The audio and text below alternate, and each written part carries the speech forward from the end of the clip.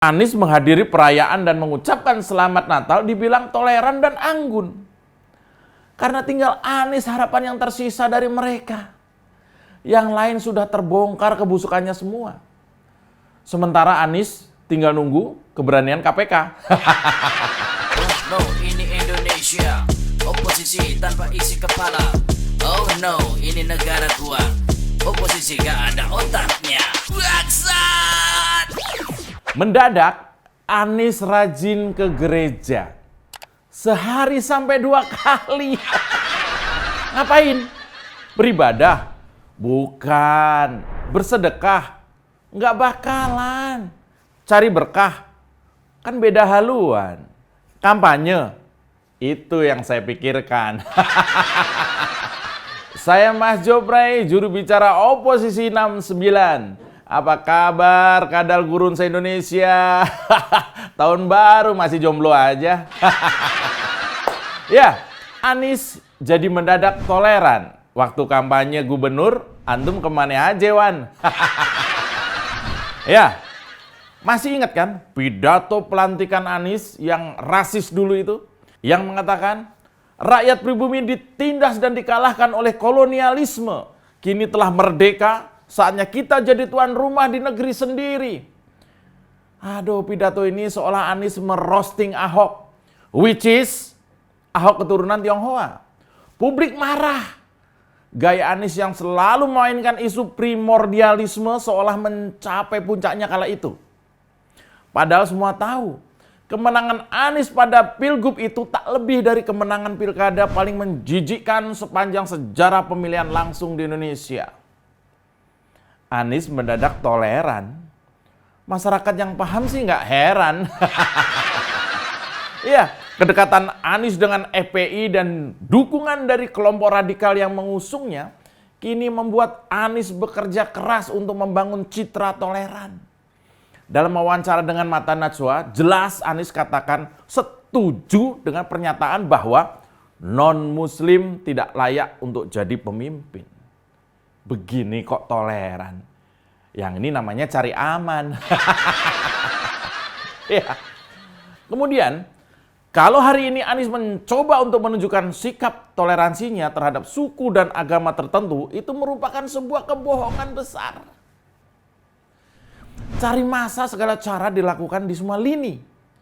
Dari ranting sampai akar. Karena yang namanya calon tanpa partai, kalau mau nyapres itu memang sukar. Selain harus populer, juga harus bermodal besar.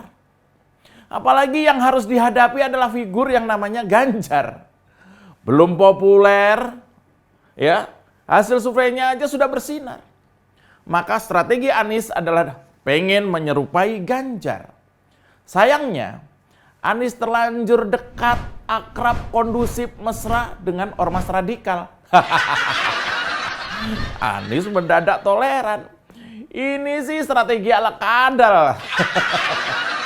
Pengamat politik Carta Politika itu Mas Yunarto, dia aja nyindir Anies dengan kalimat sosok yang terlihat toleran saat Natal, tapi memuja-muja pimpinan ormas yang haramkan ucapan Natal.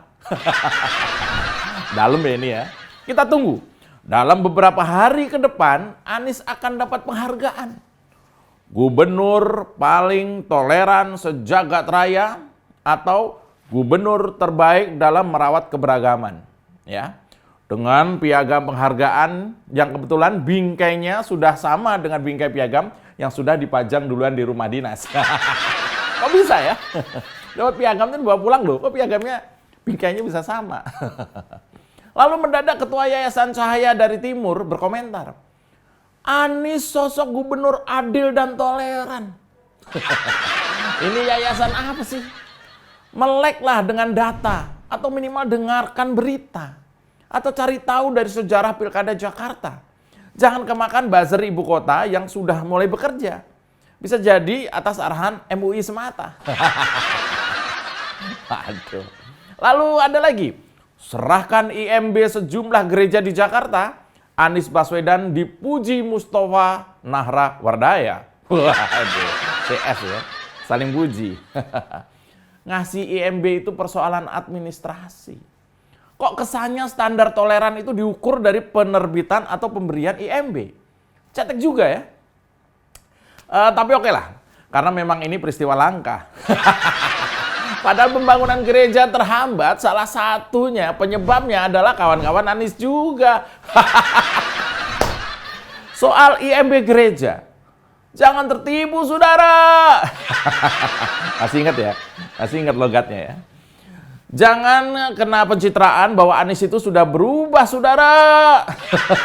Dia melakukan itu karena terpojok. Karena pendukung garis kerasnya, yaitu EPI, yang dulu gangguin gereja-gereja, sudah dibubarkan Jokowi, saudara. Ini adalah paketan Anies cuci dosa buat syahwat politiknya di 2024, saudara. Alah, saudara lagi. EPI itu bukan Anies yang kenceng minta dibubarkan. HTI itu bukan Anies yang minta bubarkan. Intoleran dan radikalisme itu bukan Anies yang kenceng suarakan. Makanya jadi aneh kalau bulan Desember Anies mendadak toleran. Anies disebut juga kirim bunga ke gereja dengan ukuran yang lumayan. Sekarang coba merayu-rayu dan buat pencitraan sebagai duta toleran. Masyarakat kepo sambil ketawa cekikikan. Kalau Anies pura-pura toleran, artinya pemilu sudah dekat kan? Iya. Sementara Presiden Jokowi ucapkan selamat Natal dibilang murtad oleh kadal gurun. Anies menghadiri perayaan dan mengucapkan selamat Natal dibilang toleran dan anggun. Karena tinggal Anies harapan yang tersisa dari mereka. Yang lain sudah terbongkar kebusukannya semua. Sementara Anies tinggal nunggu keberanian KPK. Ya, akhir pekan ini buzzer halal 10 miliar ciptaan LSM MUI DKI giat bikin cerita ilusi. Ya, salah satunya adalah Anies Raja Toleran masa kini. Waduh, buzzer-buzzer buatan MUI DKI ini juga tetap konsisten memaki Jokowi. Fitnah tokoh-tokoh nasional, hasut, dan angkat tagar biar viral meski cuma sehari. Beginilah kualitas para penyembah kaki. Anies sedang menebus dosanya sewaktu Pilgub DKI. Sekarang menjadi toleran dan menamakan bahwa Jakarta adalah rumah bersama. Setelah 2024 bisa jadi kumat lagi. Dulu demi melawan Ahok, dia deketin dan manfaatin EPI dan gerombolannya. Sampai sowan ke Rizik segala. Kasih hibah ke ormas pemujanya. Sekarang mau tahun 2024, mendadak cari muka ke pemeluk agama lain biar terlihat toleran. Dan mantan-mantan FPI ditinggal sendirian. Nggak dipakai lagi karena berpotensi merugikan. Mau aja dibohongin pakai lubang resapan. Balik lagi ke lubang resapan ya. Ya, betapa kerasnya kalian mencoba mengangkat citra Anies yang seolah-olah toleran. Sejarah akan mencatat bahwa dia naik karena politisasi agama, ayat dan kuburan. Jadi kalau si Anies itu orang yang toleran, tentu saja kampanye yang brutal dan rasis itu tidak akan dia lakukan. Ambisi berkuasa Anies mengalahkan nurani kemanusiaan. Dan itu dimulai sejak pemilihan rektor Universitas Paramadina beberapa tahun silam. Anies adalah produk dari intoleransi. Ketika kerukunan bangsa dipertaruhkan demi sebuah ambisi. Ini berbahaya apalagi di tengah pandemi. Politisasi agama pada saatnya akan memakan korban diri sendiri. Ini pengkhianatan nilai-nilai demokrasi. Percuma berkuasa kalau rakyat terbelah dan saling memaki. Cebong kampret masih abadi sampai kini. Rakyat berantem cuma gara-gara ulah politisi. Kita yang capek, mereka yang menikmati. Bangsat kan? Ya, si Anies ingin menunjukkan dirinya sosok yang toleran. Padahal Pilkada DKI sudah menjadi saksi yang jelas dan kelihatan. Sekarang suasana berbeda. Karena Anies sadar betul mayoritas rakyat tidak bisa diintervensi dengan ayat dan kuburan. Mau gak mau wajahnya harus dipoles sedemikian rupa sehingga terlihat sopan, toleran, meski nggak bisa apa-apa. Ya, maju terus Pak Anies. Tetap putus asa, jangan semangat. Saya Mas Joprey, juru bicara oposisi 69. Jilat bawahan, tekan atasan. Beletak! Sedikit disenggol lapor polisi, padahal doyan nyenggol tanpa basa-basi. Orang ngebanyol kok disomasi. Oh sial, semua salah Jokowi. Oh no, ini Indonesia, oposisi tanpa isi kepala.